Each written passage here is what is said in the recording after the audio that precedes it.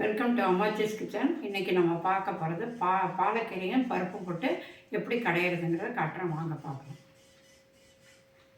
தேவையான பொருட்கள் என்னென்னு பார்த்துடலாங்க. பாலக்கீரையை நல்லா சுத்தமாக கழுவி இந்த மாதிரி பொடியாக நறுக்கி வச்சுருக்கோம்.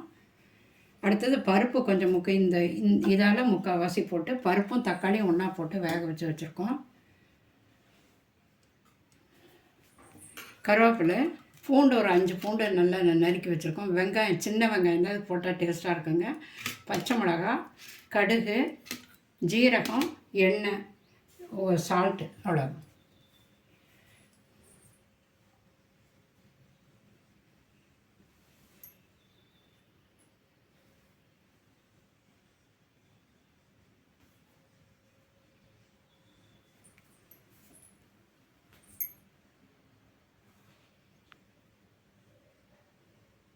பற்ற வச்சு ஒரு அகலமான பாத்திரத்தை வச்சுக்கலாம். அப்போ அடி பிடிக்காமல் வர்றதுக்காக இந்த அகல பாத்திரம் வைக்கணும்.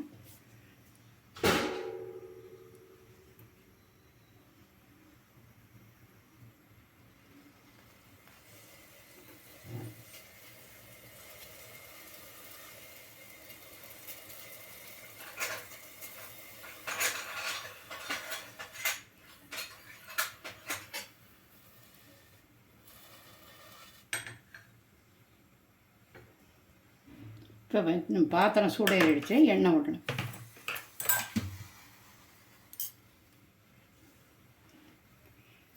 எண்ணெய் இந்த குழிக்கரண்டியால் ஒரு 2-3 ஊற்றிக்கணும்.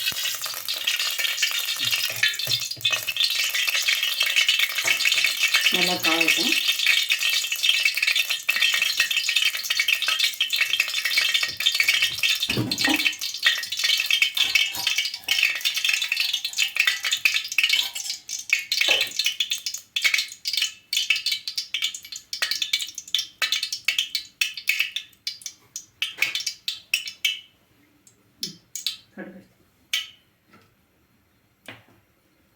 காஞ்சிடுச்சுங்க. இப்போ கடுகு போடலாம். கடுகும் உளுந்து கலந்தது இருக்குது.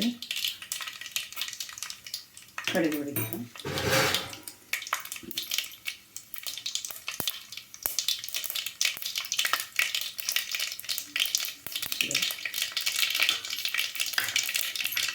அதே டயத்தில் 2 ஜீரகம் போட்டுக்கலாம்.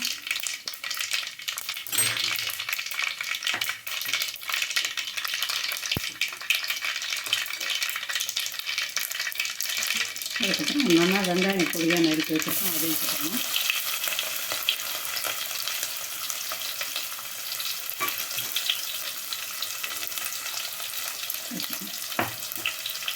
கருவேப்பிலை, பச்சை மிளகா ஒரு 4 மிளகா நறுக்கி வச்சுருக்கோம், அதையும் போட்டுக்கணும். பூண்டு,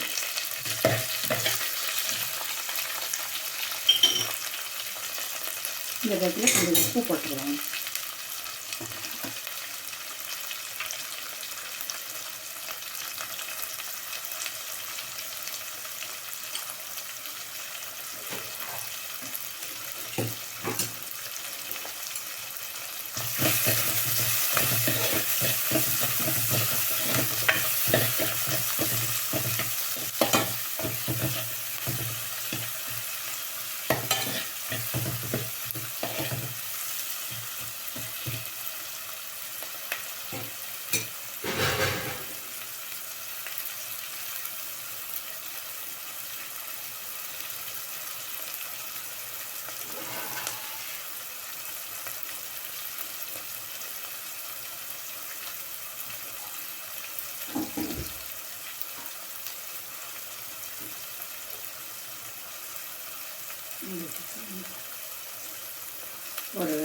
ஒரு நிமிஷம் மூடி சீக்கிரம் வச்சு வணங்கிட்டு மூடி எடுத்து பருப்பு போட்டுக்கலாம்.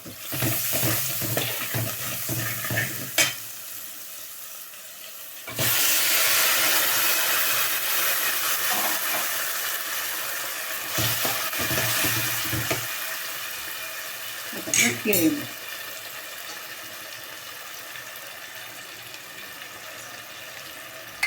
சுத்தமாக கழுவி பொடியாக நறுக்கிட்டு இது உடம்புக்கு ரொம்ப நல்லது, சுகருக்கெல்லாம் நல்லதுங்கிறாங்க. செஞ்சு வீட்டில் சிம்பிளாக சீக்கிரமாக செய்யக்கூடிய ஒரு ரெசிபி தான். சீக்கிரம் செஞ்சிடலாம். பருப்பு இல்லாமையும் செய்யலாம்.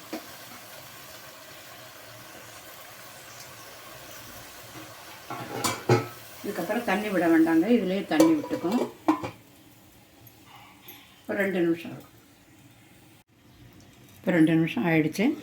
பார்த்தீங்களா, எல்லாம் நல்லா வெந்திருக்கு. நல்லா ஒரு கலக்கிட்டு கொஞ்சம் ஆற வச்சிடலாங்க. ஆற வச்சு மிக்சியில் போட்டு எடுக்க வேண்டியது அவ்வளோதான்.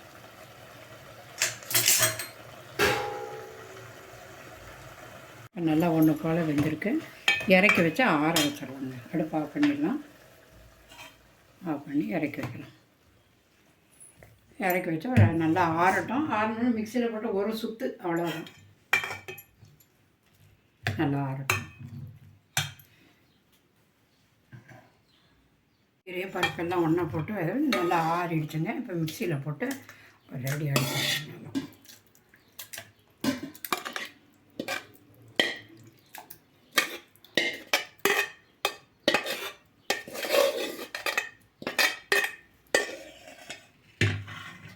தண்ணியெல்லாம் ஒன்றும் ஊற்ற வேண்டாம்.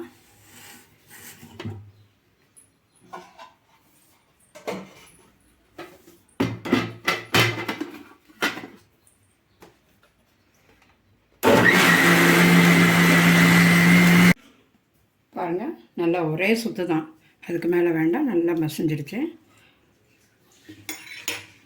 வேறு பாத்திரத்துக்கு மாற்றிடும்.